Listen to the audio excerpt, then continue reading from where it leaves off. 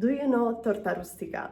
It's a pretty common dish in Italy, especially at birthday parties or lunches with friends, because it's easy to make and still tastes amazing when it's cold. Today I'm taking inspiration from it, so we're not gonna make the traditional one,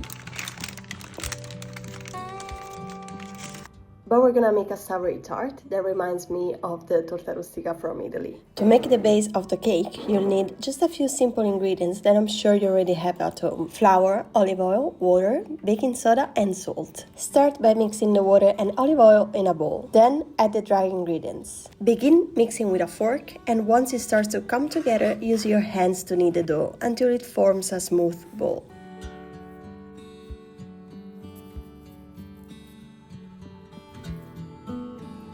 Now press the dough down with your hands onto a sheet of baking paper. Then spread it out a bit. Use a rolling pin to roll it out and finish off the edges by shaping them gently with your fingers. Now for the filling, we're gonna use tofu and we're gonna make it cheesy. Tofu is a great source of protein and incredibly versatile, and you can literally make anything with it. For example, you can make a delicious creamy sauce by blending it with miso, nutritional yeast. The nutritional yeast doesn't make the dish yeasty, it's actually inactive, so it doesn't ferment anything. And it's actually a pretty nice ingredient because it's rich in protein and it gives to the dishes a really nice cheesy flavor. I use it to make a lot of things, and I think you should definitely try it in this recipe if you haven't already. Then add the cashews and water and blend everything with an immersion blender until smooth.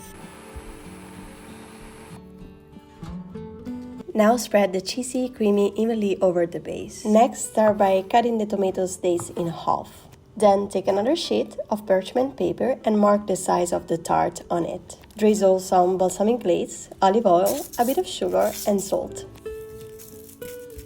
And then place the dates cut side down.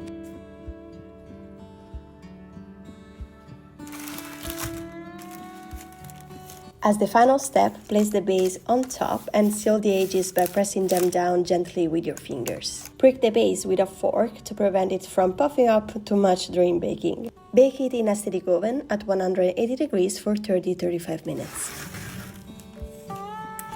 Once the time is up, the cherry tomatoes will have released their juices. Set that aside. Then flip the tart upside down.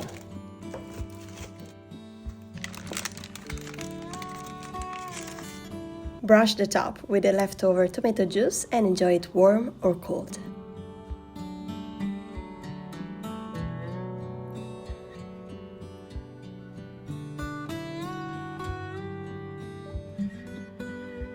Honestly, this recipe is really delicious. Let me know if you give it a try and see you in the next video. Ciao, ciao!